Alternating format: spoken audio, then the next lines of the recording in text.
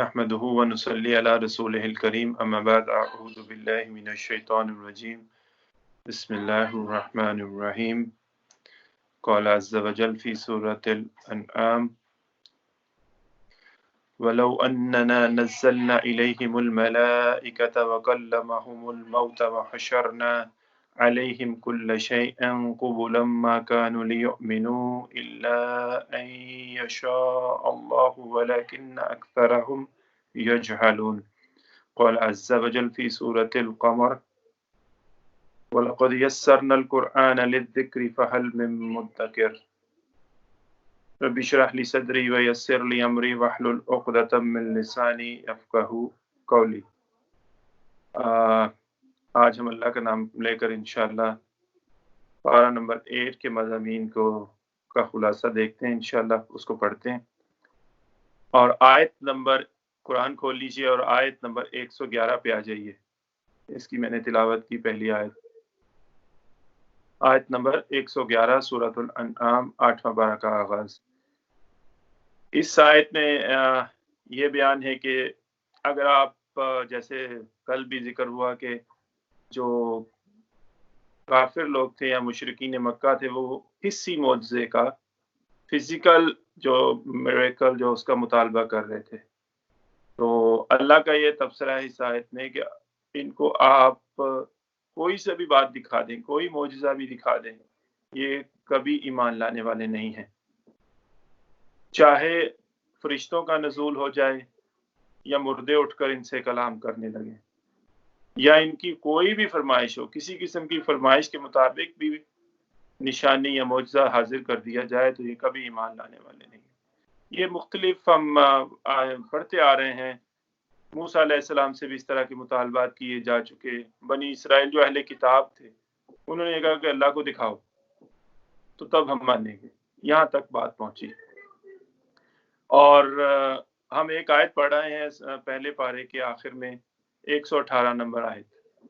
اس آیت میں کیا بات ہے کہ بعد اعوذ باللہ من الشیطان الرجیم وقال الذین لا یعلمون لولا یکلمنا اللہ او تأتینا آیہ۔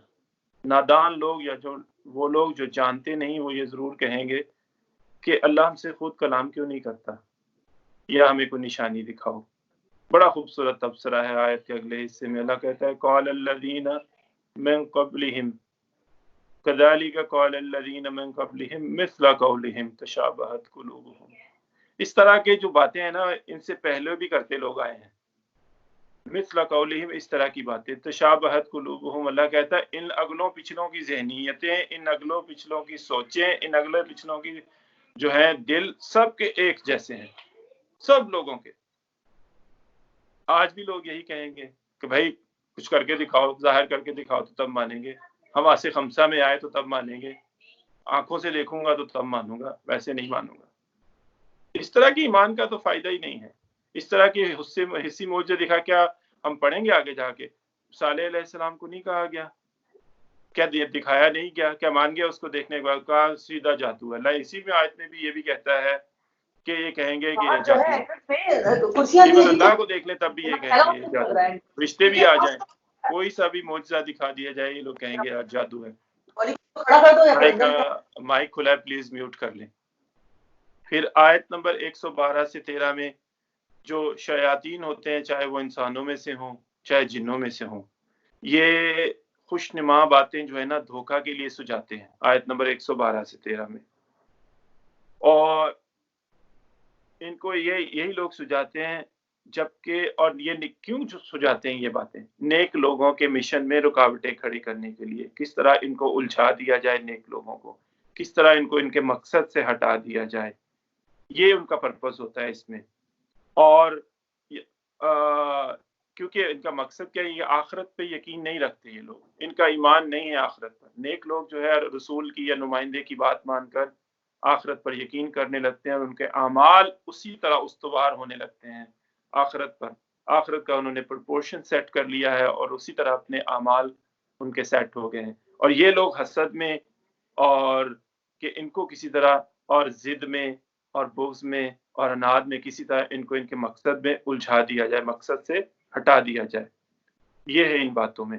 آج بھی آپ دیکھ لیں روشن خیالی یا اعتدال پسندی کو خوشنما بنا کر دکھایا جاتا ہے آج کے دور میں بھی۔ پھر آیت نمبر 114 سے 115 میں یہ بتایا گیا کہ معبود برحق وہ صرف اللہ کی ذات ہے اور عادلانہ احکامات اسی کے ہی ہیں، وہ سب کا خالق اور مالک ہے، چاہے وہ عورت ہو، چاہے وہ مرد ہو، چاہے وہ حکومت میں ہو شخص، چاہے وہ رعایا میں ہو شخص، چاہے وہ کوئی پیسہ لگانے والا ہو، چاہے کوئی سرمایہ کار ہو، چاہے وہ مزدور ہو، سب کا رب ہے اور عادلانہ احکامات اسی نے دیے ہیں۔ پھر اس میں آیات میں یہ بھی بتائی گئی قرآن حکیم کی عظمت کا بھی بیان ہے کہ احکامات تو کتاب میں ہی آئیں گے نا، اور رسول ان کو کر کے دکھائے گا۔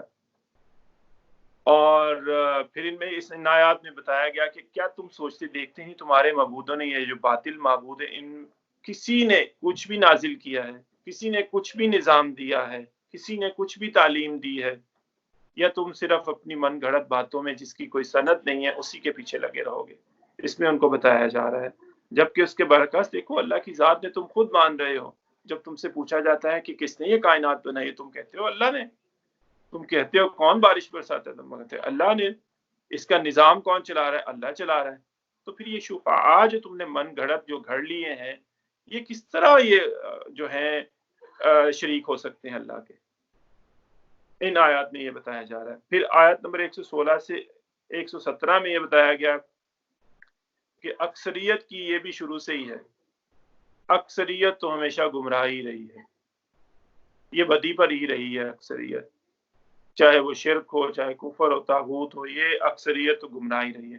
اور اگر اہل ایمان کو بتایا جا رہا ہے، نبی صلی اللہ علیہ وسلم کو بتایا جا رہا ہے کہ اگر ان کی پیروی کریں گے آپ لوگ تو یہ ان کا مشن ہے آپ کو گمراہ کرنا، ہرگز ان کی پیروی نہیں کی جائے گی۔ اور کیونکہ اس میں آپ دیکھیے کہ لذت ہے، یہ لوگ جب ان سے پوچھا جاتا ہے کہ کیوں یہ کام کرتے ہیں یہ لوگ، جب ان سے پوچھا جاتا ہے کہ تم آخرت کو مانو تو یہ کہتے ہیں ہمیں گمان سا کبھی ہوتا ہے۔ یہ بھی آیات ہم آگے آئیں گے پڑھیں گے سورہ جاسیہ میں کہ ہمیں گمان سا ہوتا ہے لیکن ہمیں یقین نہیں ہے۔ وجہ کیا ہے، یہ کیوں نہیں آخرت پہ ایمان لے کے آ رہے، یا اللہ کی ذات کی جو ونس آف اللہ کو کیوں نہیں سبحان جو ہے ایکسیپٹ کر رہے؟ وجہ یہ ہے بل یرید الانسان لیفجر امامہ، سورہ قیامہ میں ہے آیت نمبر 5 میں، کیونکہ انسان جو ہے وہ اپنا فسق و فجور بدعمالیاں جاری رکھنا چاہتا ہے، جبکہ اللہ کی بات ماننی جائے گی اور اس کے رسول صلی اللہ علیہ وسلم کی بات مانی جائے گی تو بدعمالیاں چھوڑنی پڑیں گی۔ یہ لیفجر امامہ ہے نا، جو یہ فسق و فجور چھوڑنا پڑے گا جب ان کی بات مانی۔ لیکن یہ لوگ جو ہے آج کل کا حال دیکھ لیں، جمہوریت، اس میں علامہ اقبال کا بڑا خوبصورت شعر ہے، جمہوریت وہ طرز حکومت ہے کہ جس میں بندوں کو گنا کرتے ہیں تولا نہیں کرتے، اللہ کے احکامات پس پشت، اور جو اکثریت کہے گی ہم وہ مانیں گے، عوام کی اکثریت جو کہے گی وہ مانا جائے گا۔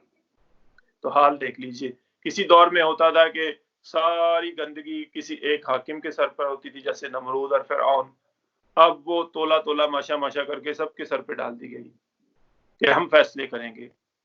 کسی وقت میں وہ حاکم جو تھے وہ ان کی قسمتوں کے فیصلے کرتے تھے، آج کہتے ہیں ہم سب کریں گے تولا تولا ماشا، سب کے سروں پہ یہ گندگی ڈال دی گئی۔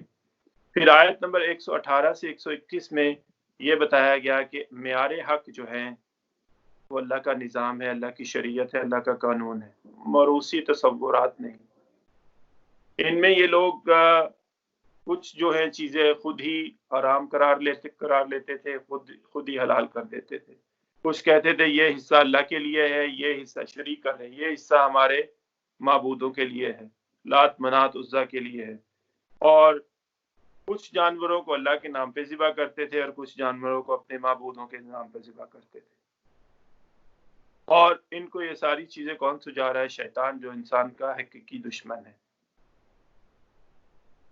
جبکہ اللہ کا یہ حکم ہے کہ کوئی بھی جانور تم ذبح کرو تو اللہ کے نام پہ ذبح کرو، اللہ کی جو قانون کے مطابق ذبح کرو، اور حرام اور حلال کرنے کا تعین صرف اللہ کی ذات کے پاس ہے۔ نبی صلی اللہ علیہ وسلم نے فرمایا کہ ان الحلال بین ان الحرام بین، حلال بھی واضح ہے اور ہو چکا اور حرام بھی واضح ہو چکا۔ تو ان آیات میں یہ بتایا جا رہا ہے۔ آیت نمبر 122 میں ہے کہ غفلت کی زندگی بسر کرنے والا شخص مردہ ہے۔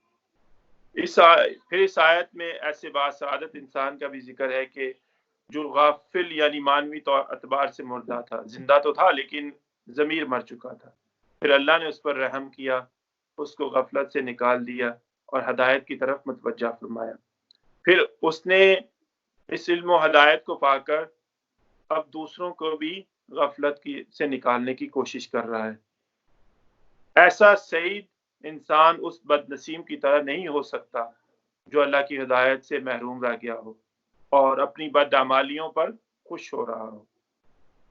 پھر آیت نمبر 123 سے 124 میں بستی کے سرداروں کا ذکر ہے اس میں کہ یہ لوگ جو ہوتے ہیں نا، یہ مجرم ہوتے ہیں۔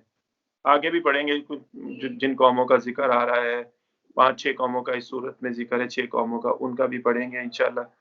اس میں یہ کیا لوگ کرتے ہیں کہ یہ لوگ جو ہے نا خود رکتے بھی ہیں اور لوگوں کو بھی روکتے ہیں۔ یہ اپنی اطاعت کروانا چاہتے ہیں لیکن یہ نہیں چاہتے کہ جو نمائندہ اللہ کا آ گیا ہے، کوئی بھی رسول اس بستی میں، اس کی اطاعت نہ کی جائے، اس کی بات نہ مانی جائے، اسی طرح اس شخص کو ڈیگریڈ کیا جائے، اس کی کریکٹر اسیسینیشن کی جائے تاکہ لوگ اس کے پیچھے نہ لگے، ہمارے پیچھے لگے رہیں۔ اور یہ لوگ کیا کرتے ہیں کہ بڑی بڑی سازشیں بھی کرتے ہیں، جیسے کہ اب نبی صلی اللہ علیہ وسلم کے خلاف یہ سازشیں نہیں کرتے رہے، یہ لوگ کریکٹر اسیسینیشن کی کوشش نہیں کرتے رہے، کیسے کیسے الزامات لگائے مشرکین مکہ نے نبی صلی اللہ علیہ وسلم پر، اور یہ حق کے سب سے بڑے مخالفین ہوتے ہیں اور اللہ کے احکامات کے سامنے یہ جو ہے نا اس کے خلاف ڈٹ جاتے ہیں۔ اور اللہ کہتا ہے کہ ان مجرمین کو جو ہے نا سردار یہ تو آگے آگے ہوں گے، جیسے اللہ فرماتا ہے کہ صبح و شام پیش کیے جاتے ہیں فرعون اور آل فرعون آگ کے آگے، جہنم کی آگ کے آگے صبح و شام یہ پیش کیے جاتے ہیں۔ فرعون سب سے آگے ہو کر اپنی قوم کو لے کے جا کے وہ جہنم میں ڈال دے۔ اسی طرح یہ مجرم جو ہیں بستیوں کے جو سرداران ہیں، یہ سب سے بڑے مجرم یہ ہیں، اور ان کے پیچھے جو لوگ بھی لگیں گے وہ بھی مجرم قرار پائیں گے۔ پھر آیت نمبر 125 سے 127 میں کون ہدایت پر ہے اور کون گمراہی پر۔ ان آیات میں اللہ نے بشارت دی کہ جس شخص کو اللہ ہدایت دینے کا فیصلہ کرتا ہے نا، اس کا سینہ اسلام کے لیے کھول دیتا ہے۔ یہی ہم دعا کرتے ہیں نا، اللہ ہمارے سینوں میں نور بھر دے اور ہمارا سینہ کھول دے اسلام کے لیے، اس کا شرح صدر ہو جاتا ہے اور اس سے اللہ کے احکامات پر، اللہ کے قانون پر اطمینان ہو جاتا ہے، چاہے اس میں سے کسی کی اس کو سمجھ لگے یا نہ لگے۔ ہر شخص کا جو انڈرسٹینڈنگ کا لیول ہوتا ہے، لیکن اس کا دل اس پہ اطمینان پہ آ جاتا ہے، اس کا دل اس پہ جم جاتا ہے۔ کیوں؟ کیونکہ اس کے پاس اللہ کی ہدایت ہے، وہ چاہے کسی کو سمجھے یا نہ سمجھے، اللہ تیرا حکم ہے، میں مانتا ہوں اس کو اور اس پہ عمل کرتا ہوں، اس کو قبول کرتا ہوں۔ اس کے برعکس جو شخص جو ہے وہ ایسا بد نصیب ہے جس کو اللہ نے گمراہ کرنے کا فیصلہ کر لیا ہو، محرومی اس کے حصہ میں آتی ہے اور یہ لوگ ایمان نہیں لانا چاہتے، یہ بدنیت لوگ کہلائے، یہ بدنیت لوگ کہلاتے ہیں اللہ کے نزدیک۔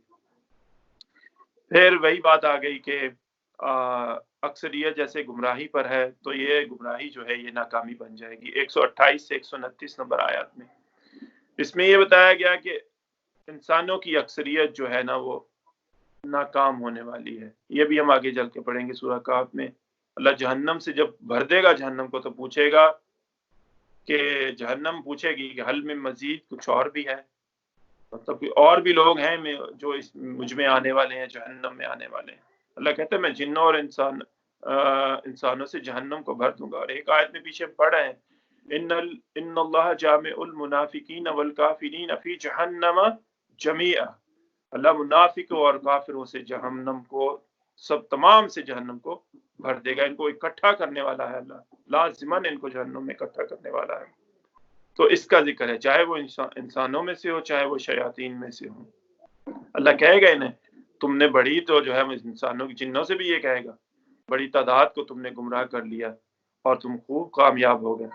اور وہ کہیں گے، شیاطین کی پیروی کرنے والے لوگ کہیں گے ہم نے خوب ایک دوسرے سے فائدہ کمایا اس دنیا میں، لیکن اللہ کہے گا آج تمہیں کچھ بھی فائدہ ملنے والا نہیں ہے، آج تو اہل ایمان کو فائدہ ملنے والا ہے، سچوں کو فائدہ ملنے والا ہے، حق پرستوں کو، حق جو ہے پرستی کے لیے جو قربانیاں دینے والے تھے، حق کے لیے قربانیاں دینے والے تھے وہ لوگ، ان کو آج فائدہ ملنے والا ہے۔ پھر 130 سے 135 اللہ کسی کو ناحق عذاب نہیں دے گا اس میں جو ہے آیت میں روز قیامت کا ایک منظر پیش کیا جائے گا اور حجت کے طور پہ ان سے پوچھا جائے گا انسانوں اور جنوں سے، کیا تمہارے پاس ہمارے پیغمبر، نمائندے، رسول حق لے کر نہیں آئے تھے؟ یہ بار بار ہے قرآن میں جگہ میں، ہم سورہ ملک میں بھی انشاءاللہ اس کو پڑھیں گے۔ وہ تسلیم کریں گے، قالوا بلا، ہم مانتے ہیں کہ حق ہم تک پہنچ گیا تھا، لیکن کیا وجہ بنی؟ دنیا کی یہ جو دل فریب زندگی ہے، یہ جو ہے اس نے ہمیں دھوکے میں ڈال دیا۔ وہ یہ اقرار کریں گے اور گویا روز قیامت اللہ کسی کو ناحق اور بغیر اتمام حجت کے عذاب سے دوچار نہیں کرے گا، اور ہر اس شخص کو اس کے عمل کا بدلہ ملے گا۔ اعمال کے اعتبار سے اس کو جنت بھی ملے گی اور بدعمالیوں کے اعتبار سے اس کو جہنم بھی ملے گی۔ جہنم کے بھی درجے ہیں، جنت کے بھی درجے ہیں۔ جیسے اللہ کہتا ہے کہ منافقین کو جہنم کے سب سے نچلے درجے میں ڈالا جائے گا۔ اللہ کے نزدیک سب سے برے لوگ منافق ہیں، اور ان کو جہاں پہ جہنم کی آگ سب سے زیادہ بھڑک رہی ہوگی ان کو اس میں ڈالا جائے گا۔ پھر آیت نمبر 136 سے 140 میں یہ مشرک جو ہے اپنے یہ جو پنڈت ہیں ان کے من گھڑت فیصلوں کا اس میں بیان ہے۔ ان میں بیان کیا جا رہا ہے کہ یہ جو مشرکین کے پنڈت ہیں یہ عوام کو بے وقوف بناتے ہیں، من گھڑت فیصلے کر کے یہ بے وقوف بناتے رہے ہیں اور بناتے ہیں اور بناتے رہیں گے۔ گوشت کا اور فصل کا ایک حصہ اللہ کے نام کر دیتے ہیں ہم، جیسے میں نے شروع میں کہا، اور دوسرا حصہ خود ساختہ معبودوں کے نام۔ اور ایون یہاں تک بھی یہ ہوتا رہا ہے کہ اپنے بچوں کو بھی ان خود ساختہ جھوٹے معبودوں کی بھیٹ چڑھاتے رہے، ذبح کرتے رہے بچوں کو، لوگ اپنے بچوں کو بھی جانور کے کسی گوشت کو حلال، کسی جانور کے گوشت کو حلال، کسی کو حرام قرار دے دیتے ہیں، اور کسی پر سواری پر پابندی لگا دیتے ہیں، کسی پر کہتے ہیں کہ اس پر سواری کی جا سکتی۔ اللہ کہتا ہے ان جھوٹوں سے اللہ جلد نپٹنے والا ہے۔ اور 141 سے 144 تک اس میں اللہ کی نشانیوں، اعلیٰ اللہ کا جن کا بیان ہے، اس کی نشانیوں کا ذکر ہے کہ پھلوں کو دیکھو، اللہ کے جو حشرات الارض ہیں، جانور ہیں، چرند پرند ہیں، یہ اللہ کی قدرت کے شاہکار ہیں، ان کو دیکھو، اور اپنے آپ کو بھی دیکھو کہ ہم پڑھیں گے آگے، وفی انفسکم افلا تبصرون، اپنے اندر بھی نشانیوں کو ڈھونڈو۔ آئے گا، ہم پڑھیں گے انشاءاللہ آگے کس طرح بچہ پیدا ہوتا ہے، کس طرح اللہ اس کو ماں کے پیٹ میں سنبھال کے رکھتا ہے 280 دن، کس طرح وہ پیدا ہوتا ہے، کس طرح اس کو بڑا کرتا ہے۔ خود تمہارے اندر بھی اللہ نے نشانیاں رکھی ہیں، نہ کہ صرف ان چیزوں میں۔ آپ دیکھیں کون ہے جو پرندوں کو آسمانوں میں تھامے ہوئے ہے اللہ کے سوا؟ 80 بلین برڈز ہیں اس روئے ارضی پر، کون ہے جو ان کو کھلاتا پلاتا ہے؟ کون ہے جو وہ اپنا رزق تو لیے نہیں اٹھتے پھرتے ہیں، صبح کو نکلتے شام کو وہ بھی پیٹ بھر کر واپس جاتے ہیں۔ تم دیکھو کیڑے مکوڑوں کو دیکھو، کون ان کو رزق دیتا ہے؟ حشرات الارض کو دیکھو، تم جانوروں کو دیکھو، اپنا رزق تو نہیں اٹھائے پھرتے ہیں وہ؟ کیا اللہ کی اس میں نشانیاں نہیں ہیں تم میں؟ تم دیکھو کس طرح، پھر اللہ ایک سورہ غاشیہ میں آتا ہے کہ تم اونٹ کو نہیں دیکھتے، کتنے دن پانی نہیں پیتا اور کتنی گرمی میں صحرا کا سفر کرتا ہے۔ تم آسمان کو نہیں دیکھتے، کس طرح اٹھایا گیا ہے، کوئی اس میں کوئی برج ہے، کوئی پلر ہے اس میں؟ تم زمین کو نہیں دیکھتے کہ کس طرح یہ پھیلائی گئی ہے، تم غور و خوض نہیں کرتے؟ تم پہاڑوں کو نہیں دیکھتے کہ کس طرح گاڑے گئے ہیں زمین میں اور اس کو سٹیبل کیوں ہیں؟ یہ نشانیاں نہیں تو اور کیا ہیں؟ تم خود سفر کرتے ہو، دیکھتے ہو اللہ کی نشانیاں، اور اقرار بھی کرتے ہو کہ اللہ نے ان کو جو ہے پوری کائنات کا پیدا کرنے والا کریٹر بشمول انسانوں کے وہ اللہ ہی ہے۔ تو پھر کس طرح ان تمہارے معبودوں نے جو کچھ بھی نہیں پیدا کیا، یہ تو مکھی بھی پیدا کرنے پہ قادر نہیں ہے، مکھی ان سے چھین کے کچھ لے کے جائے تو واپس لینے پہ بھی قادر نہیں ہے۔ تو اس کی نشانیاں، اور پھر تحسین کرتا ہے کہ جو بھی ہے، جو بھی غیب میں رہ کر اللہ پر ایمان لائیں گے ان کا ہے خوبصورت ترین ایمان ہے۔ اگر ٹیچر ایگزام ہی دکھا دے امتحان میں تو پھر وہ ایگزام کیسا ہے؟ پرچہ ہی دکھا دے اسٹوڈنٹس کو وہ پھر امتحان کیسا؟ اسی طرح یہ بھی ہے، غیب میں رہ کر سب سے پہلے قرآن شروع ہی ہو رہا ہے، اللہ تحسین کر رہا ان لوگوں کی جو غیب کو مانیں گے، غیب پہ یقین کریں گے۔ اللہ بھی غیب ہے، ہمارے لیے تو نبی کریم صلی اللہ علیہ وسلم بھی غیب ہے، ہم نے تو نہیں دیکھا نبی کریم کو، اسی لیے نبی صلی اللہ علیہ وسلم فرمایا جو میرے بعد میں آئیں گے ان کا خوبصورت ترین ایمان ہوگا جو مجھ پر ایمان لے آئیں گے، خوبصورت ترین ایمان کی بات کی۔ پھر آیت نمبر 145 سے 147 تک کہ اللہ نے بتایا کہ اللہ نے کن چیزوں کو حرام کیا ہے. اللہ نے حلال چیزوں کا نہیں بتایا، حرام چیزوں کو بتا دیا، اس کے علاوہ باقی سب حلال ہے. ایک دائرہ کھینچ دیا کہ اللہ اور اس کے رسول سے آگے نہیں بڑھو اور پیش قدمی نہیں کرو، جو اللہ اور رسول نے تم کو دے دیا ہے اس پہ خوش ہو جاؤ، جس سے روک دیا ہے اس سے رک جاؤ. ایک دائرہ کھینچ دیا اللہ نے. اس میں بتایا گیا آیات میں کہ اللہ نے مردار، بہتے ہوئے خون، خنزیر کے گوشت اور ہر اس چیز پر جس میں جانور پر جو اللہ کے نام کے بغیر ذبح کیا گیا ہو، اللہ نے اس کو حرام قرار دے دیا. پھر یہ بتایا گیا کہ یہودیوں کی اہل کتاب یہود کی شرارتوں کی وجہ سے ہر ناخن والا جانور ان پر حرام کر دیا گیا تھا، شرارتوں کی وجہ سے. پھر آیت نمبر 148 اور 150 میں ان کی ایک جو ہے مشرکین کی ایک خوشنما جو ہے لیکن فریب کن دلیل کی بات کی جا رہی ہے. خوشنما ہے، وہ لوگوں کو دھوکہ دینے کی کوشش کر رہے ہیں کہ دلیل یہ ہے کہ اگر دیکھیے ہمارے باپ دادا بھی شرک کرتے ہیں، اگر اللہ کا اذن نہ ہوتا نہ تو ہمارے باپ دادا شرک کرتے، اللہ کے ساتھ پارٹنر لگاتے، نہ ہم کرتے، اور نہ ہم اس چیز کو اگر اللہ کا اذن نہ ہوتا کسی چیز کو حلال قرار دیتے، نہ کسی چیز کو حرام قرار دیتے. اس میں کوئی شبہ نہیں ہے کہ ہر کام میں پتہ تک نہیں ہلتا اللہ کے اذن کے بغیر، ہر کام میں اللہ کا اذن ہے، لیکن اللہ کی مرضی نہیں ہے. حلال کام میں اللہ کی مرضی اٹیچ ہے، اللہ کی رضا اٹیچ ہے. حرام کام میں اللہ کی مرضی اٹیچ نہیں، اور اللہ نے تمہیں بتا دیا، یا تو بتایا نہ گیا ہو کہ یہ حلال ہے، یہ حرام ہے، یہ غلط ہے، یہ صحیح ہے. فَأَلْهَمَهَا فُجُورَهَا وَتَقْوَاهَا، تمہیں بتا دیا کہ تقوی کیا چیز ہے، فسق و فجور کیا چیز ہے. اگر نہ بتایا ہوتا تو تم کہہ سکتے تھے کہ ہمیں تو بتایا ہی نہیں گیا، ہمیں تو پتہ ہی نہیں چلا. تو یہ سچویشن ہے، جبکہ اس میں بتا دیا گیا ساری سچویشن کہ کیا چیز رائٹ ہے، کیا چیز رانگ ہے. یہ بڑا ایک باریک نقطہ ہے اس میں کہ اللہ کی مرضی نہیں ہے اس میں. ایک سیکنڈ ٹھہرے گا میرا فون.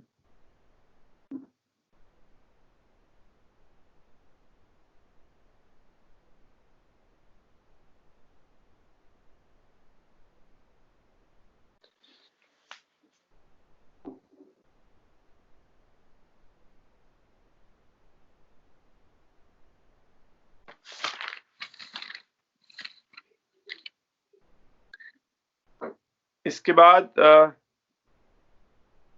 آیت نمبر 151 سے لے کے 154، یہ بہت اہم آیات ہیں. اس کے متعلق آپ کہہ سکتے ہیں، لیکن شد و مد کے ساتھ جو ہیں وہ تورات کے جو ہیں 10 کمانڈمنٹس ہیں اس کی یہ جو ہے قرآنک ورشن ہے، لیکن یہ شد و مد کے ساتھ سورہ بنی اسرائیل اور یا اس کا دوسرا نام سورۃ الاسراء بھی ہے، اس میں آئیں گے. اس میں قرآنی تعبیر جو ہے تورات کے احکامات عشرہ کی. اس میں یہ بتایا گیا کہ 10 چیزیں اللہ کے ساتھ کسی کو شریک نہ کرو. ان کو بھی یہی بتایا گیا تھا، ہمیں بھی یہی حکم ہے، اللہ کے ساتھ کسی کو شریک نہیں کرنا. والدین کے ساتھ بار بار ہے یہ قرآن میں حسن سلوک کرنا، والدین کے ساتھ حسن سلوک کرنا. اولاد کو مفلسی کے ڈر سے قتل مت کر دینا. اللہ کہتا ان کو بھی ہم رزق دیں گے اور تمہیں بھی دے رہے ہیں. جیسے آج بھی دیکھیے کہ اگر ہمارے معاشروں میں چلا جائے کوئی جاہل بد نادانی کی بنیاد پر اگر خصوصاً بالخصوص بیٹیوں کو قتل کرتے ہیں، کسی کے ہاں زیادہ بیٹیاں اور بیٹا نہ ہو یا ایک آدھ بیٹا، بیٹے کو نہیں ماریں گے، بیٹی کو قتل کریں گے نادانی کی بنیاد پر. جبکہ اللہ نے کہا اور ہو سکتا ہے کہ وہ غریب ہوں، غربت کی بنیاد پر بھی اور نادانی اور جہالت کی بنیاد پر بھی. اللہ کہتا ہے ان کے بھی ہم راضی ہیں، ان کو بھی دیں گے اور تمہیں بھی دیں گے.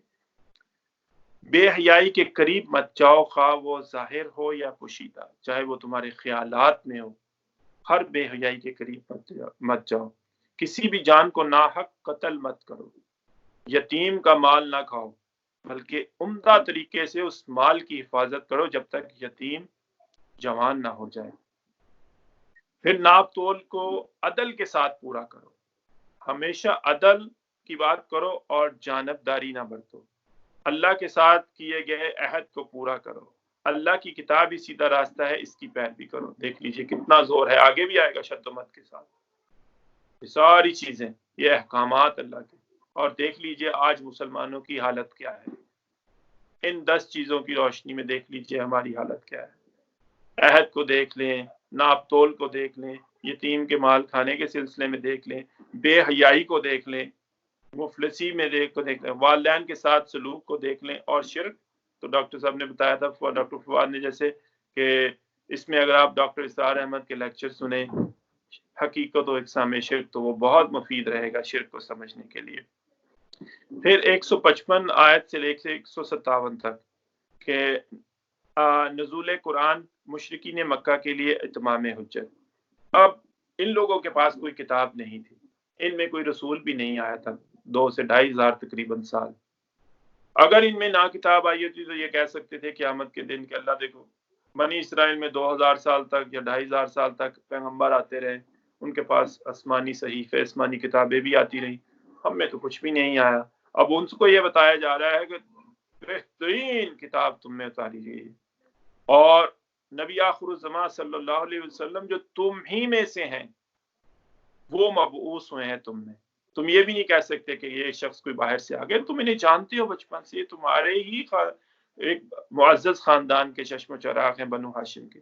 اس کے بعد تمہارے پاس کوئی حجت نہیں رہ جائے گی، کوئی دلیل بازی نہیں رہ جائے گی قیامت کے دن اللہ کے ہاں، کہ ہم میں تو اگر ہم میں کوئی نبی آ جاتا، ہم میں کوئی آسمانی کتاب آ جاتی تو ہم بڑھ چڑھ کر کام کرتے، ان کا مدد کرتے، ان کی نصرت کرتے، ان کی اطاعت کرتے۔ تمہارے پاس کوئی حجت نہیں رہ جائے گی۔ پھر آیت نمبر 158 میں یہ بات بتائی گئی کہ اگر حصی معجزہ دکھا دیا جائے تو اس کے بعد ایمان لانے کا کیا فائدہ، وہ مفید نہیں ہوتا۔ اور یہ بھی ثابت ہے، قرآن ثابت کرتا ہے کہ جتنوں کو بھی یہ چیز دکھائے گی انہوں نے جادو ہی کہا۔ عیسیٰ پر بھی یہی الزام لگایا گیا علیہ الصلوۃ والسلام جادو ہے، صالح علیہ السلام پر بھی یہی الزام لگایا گیا کہ جادو ہے۔ ان کی فرمائش کے مطابق ابھی تم نے کہا ہے کہ گابن اونٹنی میں برآمد کرو پہاڑ سے، حاملہ بھی ہونی چاہیے۔ اللہ سے دعا کی، صالح علیہ السلام نے برآمد کی، اللہ نے برآمد کر دی، کہتے ہو ابھی جادو، ابھی کہہ کے ہٹے ہو تمہاری فرمائش پوری کیا، تم نے جادو کہہ دیا۔ اس کے بعد ایمان لانا جو ہے مفید نہیں ہوتا۔ اس کے بعد اللہ کہتا ہے جو نہیں مانے گا اس کو تو ہم نسیہ منسیہ کر دیں گے، ہلاک و برباد، سرے سے کوئی نہ چھوڑیں گے سوائے اہل ایمان کے، کوئی نہ بچے گا۔ پھر 159 نمبر آیت میں ان لوگوں سے جن لوگوں نے اپنے دین کے ٹکڑے کر لیے یا حصے بکھرے کر لیے، اللہ کے رسول کا کوئی تعلق نہیں ہے۔ اس میں واضح کر دیا گیا ہے کہ اسلام ایک وحدت ہے جو زندگی کے ہر گوشے میں اطاعت کا تقاضا کرتا ہے، چاہے وہ انفرادی ہو چاہے وہ اجتماعی ہو۔ اور نبی صلی اللہ علیہ وسلم کا ان لوگوں سے کوئی تعلق نہیں ہے جو اس کو ٹکڑے ٹکڑے کریں گے، ایک بات کو، دین کی ایک بات کو پکڑ کے بیٹھ جائیں اور دوسرے پہ صرف نظر کریں اور اس پہ فرقہ بنا لیں۔ نبی صلی اللہ علیہ وسلم کا یہ آیت کلیم کرتی ہے کوئی تعلق نہیں۔ آیت نمبر 160 میں کہ اللہ فرماتا ہے کہ کوئی نیکی کرے گا تو 10 گنا اجر دیا جائے گا، کوئی برائی کرے گا تو اس کا بدلہ اتنا ہی اس کو دیا جائے گا، اس کی سزا اتنی ہی دی جائے گی۔ نیکی کرنے والے کو اللہ بڑھا چڑھا کر، اللہ چاہے تو 10 گنا سے بھی پتنے کتنا گنا کر دے، یہ تو اس کی مرضی ہے، جس کو چاہتا ہے جتنا دیتا ہے۔ پھر آیت نمبر 161 سے 163 تک اس میں صراط مستقیم کے متعلق بتایا گیا کہ اللہ کی آیات ہی صراط مستقیم ہے، اللہ کی کتاب ہی صراط مستقیم ہے، اللہ کا دین ہی صراط مستقیم ہے، چاہے وہ انفرادی گوشے میں ہو چاہے اجتماعی گوشے میں ہو۔ اور ملت ابراہیم کی پیروی ہی صراط مستقیم پر ہے۔ ابراہیم تو وہ شخص تھے علیہ الصلوۃ والسلام جنہوں نے اپنا رخ یکسو ہو کر اپنے آیت سنی کل اللہ کی طرف کر دیا تھا، میں اپنے رب کی طرف اپنا رخ کرتا ہوں۔ پھر آیت نمبر 164 سے 165 تک اس میں بتایا گیا کہ سورہ کا اختتام ہو رہا ہے کہ رب حقیقی صرف اللہ کی ذات ہے، ہر شے کا مالک ہے، پروردگار ہے، پوری طرح قدرت رکھتا ہے، اللہ اسی کی طرف انسانوں کو لوٹ کے جانا ہے۔ یہ جو ہمیں آزمائش بھی دی جا رہی ہے یہ بھی وقتی ہے، اختیار بھی دیا جا رہا ہے یہ بھی وقتی ہے، لیکن اللہ کی رحمت کے مستحق وہ ہوں گے جو اس اختیار کو اللہ کی مرضی کے مطابق استعمال کریں، آزمائش پر اللہ سے صبر مانگے، اللہ سے مدد مانگے اور اس سے کامیابی مانگے اور اس کے احکامات کے مطابق عمل کریں، وہ کامیابوں کو ہمراہ لوگ ٹھہریں گے۔ پھر اس کے بعد سورہ اعراف شروع ہو رہی ہے اور یہ حجم کے اعتبار سے اس میں 206 آیتیں ہیں۔ یہ سب سے لمبی مکی سورہ ہے، آیات کے اعتبار سے تو سورہ شعراء ہے 226 آیات، لیکن وہ چھوٹی چھوٹی آیت ہے، لیکن حجم کے اعتبار سے سب سے لمبی سورہ یہ ہے۔ اس میں آپ کہہ سکتے ہیں کہ تاریخ انسانی کے 3 ادوار کا ذکر ہے، ازل، ابد یا آخرت، اور اس کے درمیان کا حصہ، اس کے درمیانی عرصہ کے واقعات ازل و ابد کے، ان کا ذکر ہے۔ 1 سے 10 میں اس سورہ کے مضامین بیان ہوئے ہیں، ایک آیت 1 سے 10 میں ان کا انڈیکس ہے۔ 11 سے 35 میں ازل کا بیان ہے کہ آدم و ابلیس کا ذکر بھی ہے، اور آیت 36 سے آیت 58 تک ابد کا بیان ہے۔ 59 سے 141 تک اب وہ 6 قومیں جن کو اللہ نے نسیم منسیہ کر دیا، ہلاک کو برباد کر دیا جب انہوں نے اپنے رسولوں کی باتیں نہیں مانی، ان کا ذکر آ رہا ہے۔ اور یہ وہ 6 قومیں ہیں جن سے اہل مکہ، مشرکین مکہ، حجاز میں رہنے والے لوگ واقف تھے، تاکہ ان کو اسی طرح ان کا ذکر کر کے ان کو یاد دہانی کرائی جائے۔ پھر آیت 142 سے لے کے 171 تک تاریخ بنی اسرائیل کے اہم واقعات کا بیان ہے۔ 172 سے لے کے 179 تک ازل، ابد اور درمیانی عرصہ کے واقعات کا بیان ہے۔ آیت 180 سے 206 تک عبرت اور موعظت، اچھی نصیحت کا بیان ہے۔ پھر اس میں آیت نمبر 101 سے 10 میں ایک آیت سورہ ابراہیم میں، آیت نمبر 5 ہے۔ سورہ نام میں تو اللہ کی نشانیوں کے حوالے سے یاد دہانی کرائی جا رہی ہے، ریمائنڈر دیا جا رہا ہے۔ اس میں اللہ فرماتا ہے کہ اے نبی ان کو وَذَكِّرْهُمْ بِأَيَّامِ اللَّهِ، ان کو نصیحت کیجئے اللہ کے دنوں کے حوالے سے۔ کون سے دن؟ وہ بڑے بڑے دن جس میں اللہ نے، وہ بڑے دن کہتا ہے اللہ نے قوموں کو نسیہ منسیہ کر کے رکھ دیا، اللہ کو برباد کر کے رکھ دیا، ان سے نصیحت کیجئے۔ اور اس سورہ میں ان سے نصیحت، انہیں ریمائنڈر دیا جا رہا ہے کہ ان کا ذکر ہے کہ جن پر اچانک اللہ کا عذاب آیا، ریمائنڈ تو کیا جا رہا ہے کہ اللہ کا عذاب آئے گا اگر باتیں نہیں مانو گے رسولوں کی، تو وہ فریاد ہی کرتے رہ گئے۔ اللہ کہتا ہے معائنہ کرو، اسی عذاب کی تم بات کر رہے ہیں، اچھی طرح معائنہ کرو اب اس کا، یہ آ رہا ہے نا تمہارے سامنے، یہ تم غرق ہونے والے، اچھی طرح معائنہ کرو۔ اب اتنی پہاڑ جیسی موجیں اٹھ رہی تھیں، یہ معائنہ کرو اب 7 دن اور 8 راتیں اس طوفان کا پٹک پٹک کے تمہیں مار رہی ہے، معائنہ کرو اب اس زلزلے کا ذرا۔ فریاد ہی کرتے رہ گئے لوگ، کیونکہ وہ ظالم تھے اور کہتے رہے ہم ظالم تھے۔ پھر انسانوں کی قسمت کا جو فیصلہ ہوگا روز قیامت، وہ اعمال کی بنیاد پر اللہ کرے گا۔ اچھے اعمال والے لوگ جن کا پلڑا بھاری ہو جائے گا، اللہ ان کے دائیں ہاتھ میں ان کا نامہ اعمال پکڑائے گا، اور جن کا پلڑا نیک اعمال کا جو ہے وہ بھاری نہ ہوا، ان کے بد اعمال جو ہے، برے اعمال بھاری ہو گئے، وہ چھپ گیا، تو ان کے بائیں ہاتھ میں نامہ اعمال دیا جائے گا، اس کا ذکر ہے۔ پھر آیت نمبر 11 سے 25 میں قصہ آدم و ابلیس، ہم نے اب ایک دفعہ اس کو پڑھا سورہ بقرہ میں، یہ ٹوٹل 7 دفعہ ہے قرآن میں، اور دوسری دفعہ یہاں پہ بیان ہو رہا ہے۔ ہر جگہ پہ چاہے وہ تھوڑا مختصر ہو، 2-3 آیات 4 آیات میں آپ کو کوئی نہ کوئی نئی بات اس میں ملے گی، اس کی خوبصورتی ہے۔ اور اس میں تو اللہ نے بڑے ہی خوبصورت انداز میں پیرائے میں آدمیت اور شیطنت کا، آدمی اور شیطان کا فرق بیان کر دیا۔ کیا ہے کہ آدم علیہ السلام کو اللہ نے عظمت اور بڑائی کا مقام عطا فرمایا، اللہ دیتا ہے نا، خلیفہ بنایا اللہ نے آدم علیہ السلام کو، اور جبکہ شیطان نے خود بڑائی کا اعلان کیا کہ اللہ میں اس سے بہتر ہوں، اس نے کہا نا خیر من، اس کو تو نے مٹی سے بنایا یا گارے سے بنایا، مجھے تو نے آگ سے بنایا، میں اس سے بہتر ہوں۔ اس نے غرور کیا، بس ابا واستکبر، اس نے گھمنڈ کیا اپنی بڑائی پر۔ آدم علیہ السلام نے اللہ کے اچھے مقام کے حصول میں خطا کی، جبکہ ابلیس نے نفسانی خواہش کی وجہ سے اللہ کی نافرمانی کی۔ آدم علیہ السلام سے خطا کروائی گئی، جبکہ ابلیس نے خود سے اللہ کی نافرمانی کی۔ آدم علیہ السلام نے خطا کی ذمہ داری قبول کی، انہوں نے ذمہ داری قبول کی، جبکہ ابلیس نے اللہ کو الزام دیا کہ اللہ تو نے مجھے گمراہ کیا ہے۔ آدم علیہ السلام سے جب اللہ نے ابلیس سے نافرمانی پر جب باز پرس کی، تو اس نے اپنی نافرمانی کا جواز پیش کیا، جبکہ آدم علیہ السلام متوجہ ہوئے، اللہ سے کلمے سیکھے، ہم پڑھائیں کہ اللہ سے کلمے سیکھے اور پشیمانی ہوئی، ان کو احساس ہوا غلطی ہو گئی ہے، تو اللہ نے انہیں کلمے سکھائے، اور کلمے یہ تھے ربنا ظلمنا انفسنا وان لم تغفر لنا وترحمنا لنکونن من الخاسرین، کہ اللہ ہم نے اپنی جانوں پر ظلم کیا، غلطی ہو گئی اللہ، اگر تو نے ہمیں بخش نہ دیا اور ہم پر رحم نہ کیا تو ہم خسارہ پانے والوں میں سے ہو جائیں گے۔ اور جب ان کے ورق کھل گئے، ان کے جسم ایک دوسرے پر ظاہر ہو گئے، تو وہ پتوں سے اپنے جسم کو ڈھانپنے لگے۔ حیا کا پہلو ہے انسان میں، جبکہ شیطان اور اس کے چیلے بیلے چیلے چانٹے بے حیائی کا جو ہے وہ ان کو بے حیائی پہ اکساتے ہیں۔ انسان میں حیا کا پہلو ہے، وہ ڈھانپنے لگے اپنے جسم کو۔ پاکیزگی کا پہلو ہے انسان کے اندر، اللہ نے ڈالا۔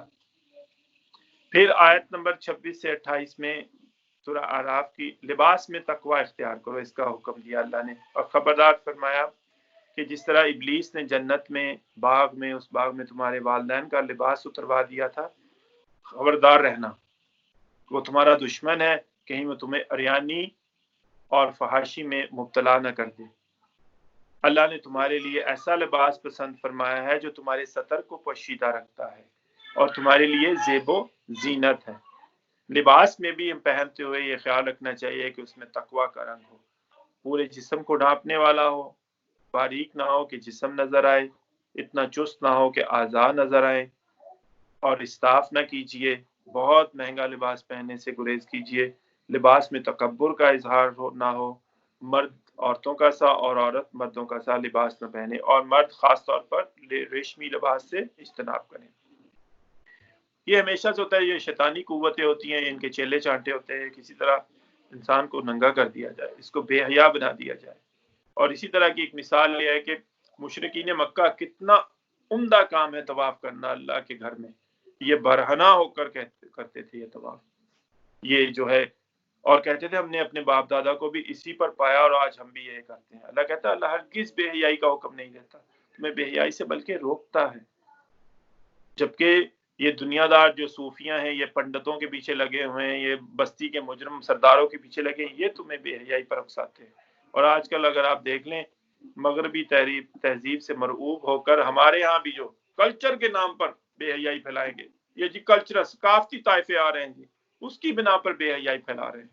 اور اللہ کسی کہتا ہے جو کوئی بھی جو چاہتے ہیں کہ اہل ایمان میں بے حیائی اور فحاشی پھیلے، سورہ نور میں آئے گا مضمون، ان کو تو ہم بے دردناک عذاب دیں گے جو اہل ایمان میں بے حیائی اور فحاشی پھیلانے کی کوشش کریں گے یا پھیلائیں گے۔ پھر 29 سے 30 میں اللہ عدل کا حکم دیتا ہے کہ، اور بے حیائی کائنڈ آف، یہ کہہ لیں کہ عدل کی ضد ہے۔ یہ کیا کرتی ہے؟ انسانیت پر ظلم کرتی ہے، انسان کو حیوان بنا دیتی ہے، اور ایک بے حیا انسان جو ہوتا ہے وہ کسی دوسرے انسان پر ڈورے ڈال کر اس کے خاندان پر ظلم کرتا ہے، شوہر اور بیوی کا تعلق کمزور ہو جاتا ہے، اولاد پر منفی اثرات جو ہے ظاہر ہوتے ہیں، اور اللہ عبادات کے دوران لباس اتارنے کا نہیں بلکہ خشوع و خضوع اختیار کرنے کا حکم دیتا ہے۔ تو اس میں یہ بتایا گیا ہے۔ آیت 31 سے 32 میں حلال شے کو جو اللہ نے ٹھہرائی ہیں ان کو حرام سمجھ لینا زہد نہیں ہے، یہ کوئی تقوی نہیں ہے جس کو اللہ نے حلال کیا اور آپ اس کو خود پہ حرام کر لیں کہ میں نہیں کروں۔ ایون آپ دیکھیے کہ اللہ کی ذات جو اللہ ہی جتنا مرضی تنزل کر لے، بندے کی ذات بندہ ہی رہتی ہے، جتنا مرضی ترقی کر لے۔ نبی کریم صلی اللہ علیہ وسلم کو بھی جو ہے سورہ تحریم شروع ہو رہی ہے، یا ایھا النبی لما تحرم ما احل اللہ لک تبتغی مرضات ازواجک، کہ نبی اللہ نے جو چیز کو آپ کے لیے حلال کیا آپ اسے کیوں حرام ٹھہراتے ہیں، کیوں قسم کھاتے ہیں کہ تبتغی مرضات ازواجک، اپنی ازواج کو خوش کرنے کے لیے۔ وہ واقعہ ہم پڑھیں گے جہاں ہم جائیں گے اس صورت میں، کہ نبی صلی اللہ علیہ وسلم نے شہد نہ کھانے کی جو قسم کھا لی تھی۔ نبی ایسا نہیں کیجیے، اپنی قسم کا کفارہ دیجیے، جو اللہ نے آپ کے لیے حلال ٹھہرایا اس کو حلال رکھیے اپنے لیے۔ پھر آیت نمبر 33 میں بے حیائی حرام ہے، خواہ وہ ظاہر ہو یا پوشیدہ، اس میں ہر اس بے حیائی کی صورت اللہ نے حرام ٹھہرائی ہے، چاہے وہ آپ پوشیدہ ہو، آپ کوئی گندی بات سوچ رہے ہوں، نظروں کی خیانت ہو، تنہائی میں فحش حرکات، زو مانی بات کرنا جس کے تو کوئی گندا مطلب ہو، یا کسی منکوحہ سے نکاح کے متعلق سوچنا، طلاق مغلظ کے باوجود بیوی سے طلاق ہوگی ہے تو اس کے باوجود بھی بیوی کے ساتھ رہنا۔ پھر 34 میں ہر قوم پر زوال آئے گا کا ذکر ہے، کہ ہر قوم کے لیے اللہ کہتا ہے مہلت ہے، جب وہ ان پر زوال آئے گا، جب وہ کیا کرتے ہیں، وہ برے اعمال شروع کر دیتے ہیں، تکبر میں پڑ جاتے ہیں، گھمنڈ میں پڑ جاتے ہیں، اور ان پر اللہ کہتا ہے اللہ ان پر زوال بھیجتا ہے۔ ہونا تو یہ چاہیے کہ جب اچھے حالات ہوں تو ان کا فائدہ اٹھایا جائے، اللہ کی رضا حاصل کی جائے۔ آیت 35 سے 36 میں وحی کی اقسام بیان گئی، وحی کی پیروی ہی میں بھلائی کا بیان ہے کہ اس دنیا میں جو ہم ہیں، ہمیں پتہ ہے یہ آزمائش کی دنیا ہے، یہ امتحان کی دنیا ہے۔ اللہ رسولوں کو بھیجتا رہا ہے انسانوں کی ہدایت کے لیے، جو پیغام سناتے رہیں۔ اب جو لوگ اللہ کے پیغام کو سن کر اس کے مطابق عمل کریں، اللہ کہتا ہے وہ ہر غم اور دکھ سے نجات پا جائیں گے، اور جو برکت سن کے جو موڑیں گے اس سے منہ، وہ کیا ہوں گے؟ وہ ہمیشہ کے عذاب سے دوچار ہوں گے۔ پھر آیت 37 سے 39 میں دنیا اور آخرت کا برا انجام کے متعلق بات کی گئی ہے کہ جو لوگ اللہ کی ہدایت سے منہ پھیر لیتے ہیں، ان کی موت سب سے پہلے کیا ہوگی؟ حسرت ناک موت ہوگی، سختی آئے گی ان کی موت پر، موت کے وقت ان پر بڑا سخت وقت آئے گا۔ اور پھر ان کے علاوہ جب وہ آخرت میں اللہ کے پاس پہنچیں گے تو ان کو عذاب دگنا دیا جائے گا، ان کا عذاب دگنا کر دیا جائے گا، اللہ کہتا ہے۔ پھر آیت 40 سے 41 میں جو اللہ کی آیات جھٹلانے والے جو ہے نا، وہ کبھی جنت میں داخل نہ ہوں گے، اس کا بیان ہے، کیونکہ انہوں نے اللہ کی آیات کو جھٹلایا۔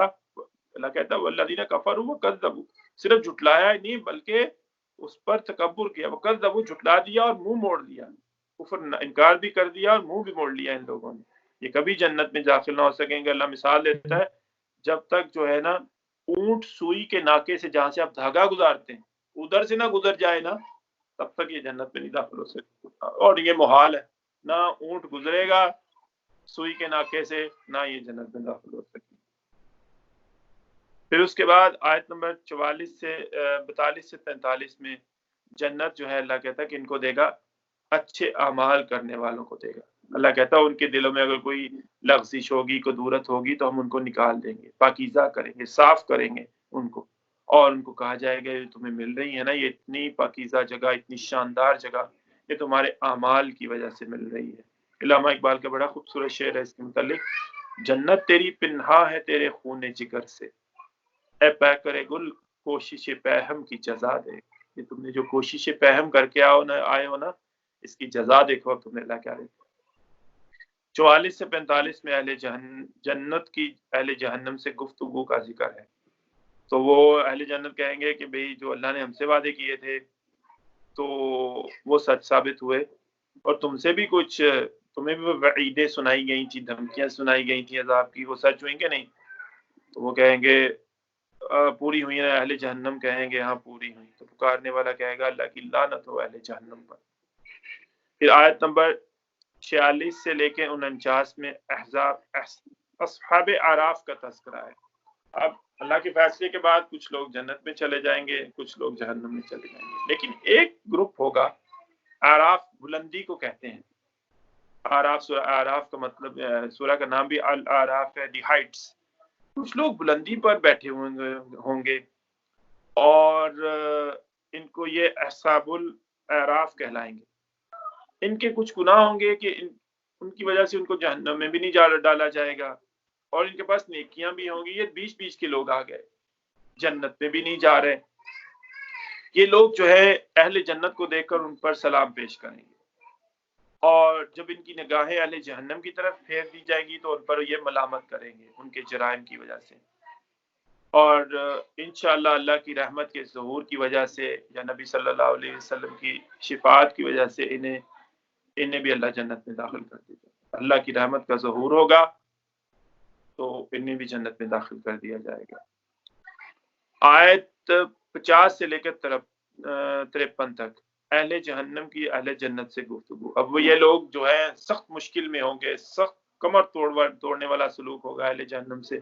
یہ اہل جنت کو کہیں گے کہ جو اللہ نے کچھ تمہیں نعمتیں دی ہیں، کچھ ہماری طرف بھی کرو، یا کچھ پانی ہی ہماری طرف جنت کا پھینک دو۔ تو اہل جنت کہیں گے کہ اللہ نے جہنمیوں پر، کافروں پر، جھوٹوں پر، مکر و فریب کرنے والوں پر، بد اعمال لوگوں پر، فسق و فجور کرنے والے لوگوں پر اللہ نے جہنم کو حرام کر دیا، ہمیں اجازت نہیں ہے اس چیز کی، ہم تمہیں کچھ نہ دیں گے۔ یہی اسی طرح تم ٹھٹے کرتے تھے نا ہمارا، اسی طرح مذاق اڑاتے تھے نا، آنکھیں مار مار کے جاتے تھے نا، تم جھٹلاتے تھے نا حق کو، تو ان کا اس کا بیان ہے۔ پھر آیت نمبر 54 میں ہے کہ حقیقی رب صرف اور صرف اللہ کی ذات ہے، اس نے 6 مراحل میں یا 6 دنوں میں زمین و آسمان پیدا کیے، سورج چاند ستاروں کو جو ہے انسانوں کی خدمت پہ لگا دیا اور ان کے لیے سہولت کا انتظام کیا، دن رات کا انتظام کیا، پوری کائنات کو اللہ نے ہی بنایا، اس کا ذکر ہے۔ پھر آیت 55 سے 56 بڑی خوبصورت آیات ہیں، اس میں دعا کے آداب بتائے گئے ہیں، اللہ نے دعا کے آداب بتائے گئے ہیں۔ نو ڈاؤٹ اس میں کوئی شک نہیں، کوئی خاص وقت، کوئی خاص جگہ، نماز کے بعد، قرآن پڑھنے کے بعد حرم کی دعائیں قبول ہوتی ہیں، لیکن اللہ تو ہر جگہ ہی ہے، آپ جہاں بھی اس کو پکاریں گے وہ آپ کی پکار سنے گا، کوئی واسطہ وسیلہ نہیں ہے بیچ میں، کوئی پیر مرید پنڈت جوگی بھکشو بھی پادری بیچ میں نہیں ہے، ڈائریکٹ اللہ کے پڑھا ہے۔ جب بھی یہ نبی میرے بندے میں سے آپ سے پوچھیں تو انہیں کہیے اللہ قریب ہی ہے، مجھے پکارے میں ان کی پکار سنوں گا۔ شرط اللہ نے کہا رکھی کہ یہ 2 وے ٹریفک ہے، میری بھی بات ماننی پڑے گی، جو کوئی میری بات مانے گا میں اس کی بات مانوں گا، فَاذْكُرُونِی أَذْكُرْکُم، تو میرا ذکر کرے گا میں اس کا ذکر کروں گا۔ تو اللہ کہتا ہے تم میری مدد کرو میں تمہاری مدد کروں، ان تنصروا اللہ ینصرکم، میرے دین کی مدد کرو میں تمہاری مدد کروں گا۔ اس کے لیے آداب بتائے گئے، بڑی عاجزی کے ساتھ دعا کرنی چاہیے، تنہائی میں کرے تو بہت بہتر ہے، دعا میں ذاتی نہ ہو، کسی کے خلاف بد دعا نہ کی جائے، ایسی شاہ مانگی جائے جس سے دوسروں کا نقصان نہ ہو، اونچی نہیں دبی آواز میں دعا کی جائے، اخلاص پیدا کیا جائے، جس طرح یہ پھر بتایا گیا کہ جس طرح ہم چاہتے ہیں کہ ہماری دعائیں اللہ قبول کریں، ہمیں بھی اللہ کی باتیں ماننی چاہیے، اللہ کے احکامات ماننے چاہیے۔ پھر اللہ کو خوف اور اللہ سے امید بھی ہو دعا میں کہ اللہ ضرور میری دعا کرے گا، قبول کرے گا۔ خوف یہ ہو کہ اگر میں اچھے کام نہیں کر رہا تو اچھے کام کرنے شروع کروں تبھی میری اللہ دعا قبول کرے گا۔ پھر میں اس میں آیت نمبر 57 سے 58 میں بارش میں ہدایت کا سامان، اس میں بتایا گیا کہ اللہ کیسے بھاری بھرکم بادل بھیجتا ہے، مردہ زمین کو زندہ کر دیتا ہے، اس پر وہ پھبک اٹھتی ہے، کیسے کیسے میوے، کیسے کیسے پلانٹس پیدا کرتی ہے، وہ کیسے کیسے نباتات پیدا کرتی ہے وہ تمہارے لیے۔ تو اللہ کے لیے یہ بھی آسان ہے، تم جب مر جاؤ گے تو تمہیں دوبارہ زندہ کر لے گا۔ اللہ کسی جگہ کہتا ہے کہ پہلی دفعہ پیدا کرنا مشکل ہے کہ دوسری دفعہ، سمجھانے کے لیے، تو اس کے لیے تو آسان ہے، اسی طرح تمہیں بھی دوبارہ زندہ کر دے گا۔ پھر اب جو سلسلہ آ رہا ہے وہ میں نے جو آیت آپ کو سنائی، وَذَكِّرْهُمْ بِأَيَّامِ اللَّهِ، اے نبی ان کو نصیحت کیجئے اللہ کے بڑے بڑے دنوں کے حوالوں سے۔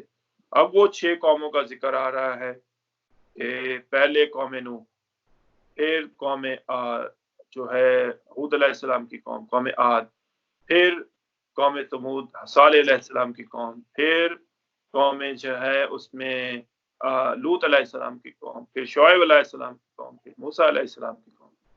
اس میں ان کی داستان ہے، آیت 59 سے لے کے 64 تک قوم نوح کی داستان ہے۔ جو ہے انبیاء کرام آئے، انہوں نے کیا کہا ان لوگوں کو آ کے، سب سے پہلے تو نوح علیہ السلام، 3 جو ہے ان میں جو رسول ہیں وہ ابراہیم علیہ السلام سے پہلے کے ہیں، پری ابراہیمک کا کیا، 3 جو ہیں وہ بعد میں ہیں، ابراہیم علیہ السلام کہنے درمیان میں۔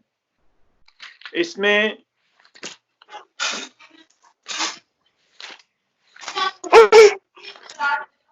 سب سے پہلے نوح علیہ السلام آئے، انہوں نے یہ کہا کہ دیکھو فقال یا قوم اعبدوا اللہ ما لکم من الہ غیرہ، اے میری قوم کے لوگوں اللہ کی بندگی کرو، اللہ کی عبادت کرو، اس کی سوا تمہارا کوئی الہ نہیں ہے۔ انہوں نے آیتیں آ کے سنانی شروع کی۔ اب کون لوگ تھے جو سب سے پہلے ان کے اگینسٹ ہوئے، ان پیغمبروں کے، ان رسولوں کے اگینسٹ ہوئے؟ سرداران، قال الملأ، 9 سپارہ اس ورڈ سے شروع، قال الملأ، اس قوم کے سرداروں نے کہا سب سے پہلے۔ اب وہ لوگ کہتے تھے کہ جی ان کی اطاعت نہیں کرنی، ان رسولوں کی اطاعت نہیں کرنی، بلکہ خود اپنی وہ فاسقین، مشرکین، فاجرین اپنی اطاعت کرواتے تھے، ان نوبل لوگوں کی اطاعت سے روکتے تھے، ان نوبل میسنجرز کی اطاعت سے روکتے تھے، اپنی اطاعت کرواتے تھے اور گستاخیاں کرتے تھے۔ آگے ہم آگے جو ہے مکی صورتوں میں ان باتوں کو انشاءاللہ آیتیں کھولیں گی۔ یہ لوگ کیا، پھر اللہ نے جب انہوں نے ماننے سے انکار کر دیا رسولوں کی باتوں کو، تو انہوں نے عذاب کی جو ہے ان کو عذاب سے ڈرایا کہ اللہ کا عذاب آئے گا۔ انی اخاف علیکم عذاب یوم عظیم، میں ایک بڑے دن کے عذاب سے جو تم میں آنے والا ہے، اگر تم بات نہیں مانو گے تو اس سے ڈرتا ہوں۔ انہوں نے کہا لے آؤ عذاب، آخر میں کوئی عذاب زوب نہیں آنے والا ہم پر، ہم اسی طرح ہی رہیں گے۔ جب حجت پوری ہو گئی، حجت تمام ہو گئی، 950 سال نوح علیہ السلام نے تبلیغ کی اپنی قوم کی، حجت تمام ہو گئی، تو اللہ نے کہا نوح اب کشتی بنائیے علیہ السلام اور اپنے اہل ایمان کو بھی اس میں سوار کر لیجیے، اب ان کو ایک کو بھی نہیں چھوڑا جائے گا، ایون ان کا بیٹا بھی اس میں غرق ہو گیا۔ تو اللہ نے ان کو غرق کر دیا، بارش برسی، زمین نے پانی اگل دیا، سیلاب آ گیا، پہاڑ جتنی آگے ہم پڑھیں گے جا کے موج تھی، ایک پہاڑ جتنی موج اٹھ ہوئی، کسی ایک کو نہیں چھوڑا گیا، سب کو برباد کر دیا گیا، سب کو ہلاک کر دیا گیا، پوری قوم۔ اس کے بعد آیت نمبر 65 سے 72 تک قوم عاد کی داستان تھی، جو بڑے تناور مضبوط لوگ تھے، طاقتور لوگ تھے، یہ لوگ پہلے بڑے اونچے لمبے قدوں والے لوگ، یہ کہتے تھے ہم سے زیادہ مضبوط ہے، ہم تو درخت اکھاڑ دیتے ہیں، اتنی طاقت ہے ہم سے زیادہ کو مضبوط ہے۔ اللہ کہتا ہے یہ بھول گئے، ان سے بھی زیادہ ایک زوراور ہستی ہے، القوی ہستی ہے، ان سے بھی زیادہ ایک ہستی موجود ہے جس نے انہیں پیدا کیا ہے۔ انہوں نے بھی جو ہے، ان میں آئے ہود علیہ السلام، ہود علیہ السلام نے بھی آ کے یہی کہا، یہی دعوت کہ میں تمہارے اللہ کے سوا اللہ کی بندگی کرو، اس کے سوا تمہارا کوئی الہ نہیں ہے۔ تو انہوں نے الزام دیا کہ تم تو نہ گمراہ ہو رہے ہو، اور پھر انہوں نے اپنے معبودوں کو چھوڑنے سے انکار کر دیا۔ انہوں نے بھی یہی کہا کہ لے آؤ عذاب، کوئی عذاب نہیں آنے والا، ہم فیس کر لیں گے۔ پھر اللہ کہتا ہے کہ سورہ الحاقہ میں آتا ہے کہ اللہ نے 7 دن اور 8 راتیں ان میں تیز طوفان آندھی بھیجی۔ امیجن کیجئے 7 دن 8 راتیں، ادھر کو 90 کلومیٹر کی سپیڈ سے کوئی 100 کلومیٹر کی سپیڈ سے چند منٹوں کے لیے آ جائے تو کتنی بربادی ہو جاتی ہے۔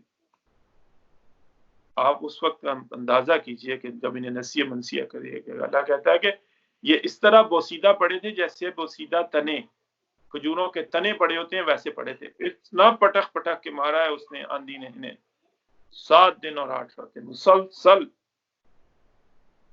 لیکن سعود علیہ السلام اور اہل ایمان کو بچا لیا گیا۔ پھر آیت 73 سے 79 تک قوم سمود کی داستان کا، صالح علیہ السلام، اب انہوں نے بھی آ کے یہی کہا کہ اللہ کی بندگی کرو، اس کے علاوہ تمہارا کوئی الہ نہیں ہے، توحید کی دعوت دی، لوگوں نے نہیں مانا۔ انہوں نے مطالبہ کیا کہ اونٹ برآمد کیجئے، اونٹنی برآمد کیجئے، ناقۃ اللہ جسے کہا گیا، گابن اونٹنی برآمد کیجئے، حاملہ ہونی چاہیے۔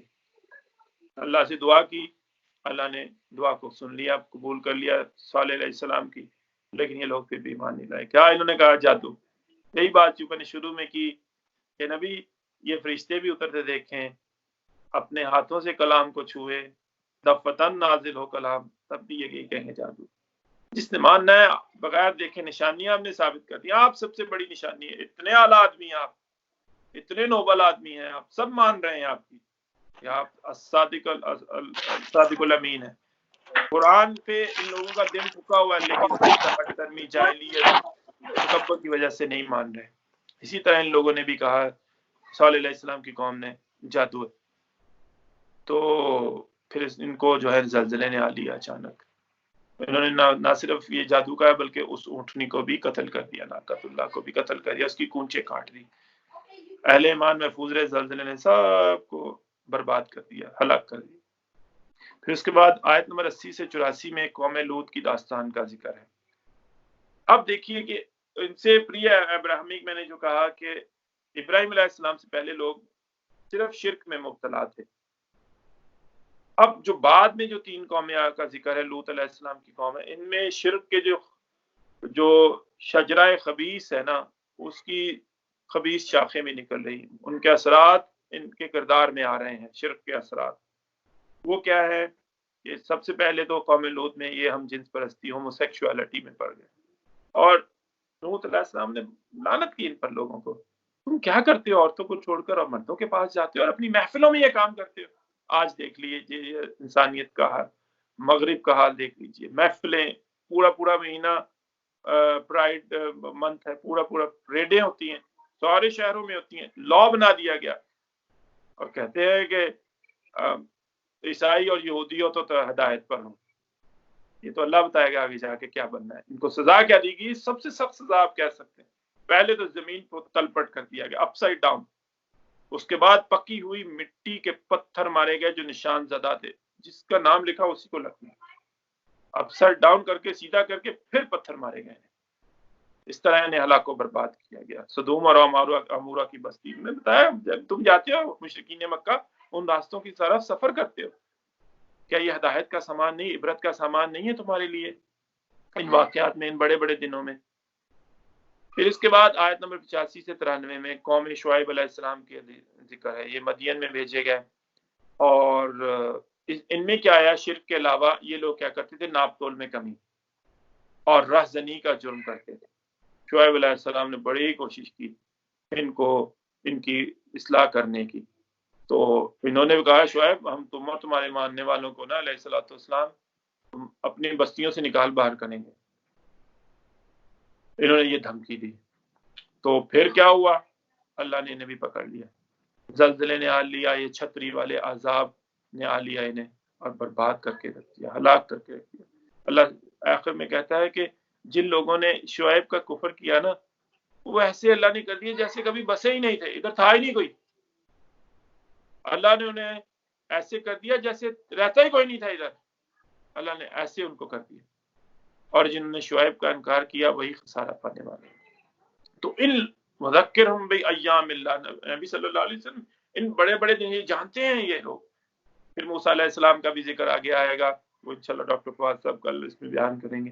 وہ اللہ نے ان کو بھی غرق کر دیا، سامنے دکھایا، بنی اسرائیل کو سمندر سے گزروایا، اور فرعون کے لیے اللہ کا چڑھ دوڑو پانی کو ان پر چڑھا دیا. مان گیا. اللہ کہتا ہے جب اللہ کی نشانی دیکھ لی تو پھر کیا ماننے کا فائدہ؟ فرعون بھی کہتا تھا مان گیا بنو اسرائیل کے رب کو، مان گیا موسیٰ اور ہارون کے رب کو. اللہ کہتا اب مانتا ہے تو؟ پہلے تو بہت سرکش تھا، تغا کی حالت میں تھا، تو نافرمان تھا. اب کیا فائدہ؟ اب کوئی فائدہ نہیں. اللہ کہتا. تو اللہ تعالیٰ جو ہے نا، ہمیں اللہ سے دعا کرنی چاہیے. اس پر آپ اختتام ہوتا ہے 8ویں پارے کا کہ اللہ ہمیں ہدایت نصیب فرمائے، اور اللہ اپنی کتاب کے مطابق ہمیں اعمال استوار کرنے کی توفیق عطا فرمائے. اس کا ہر حکم، اس کا ہر لفظ، اس کی ہر آیت پر ایمان نصیب فرمائے اور اس کے مطابق عمل کرنے والا بنائے. تو دعا کے ساتھ انشاءاللہ اختتام کرتے ہیں.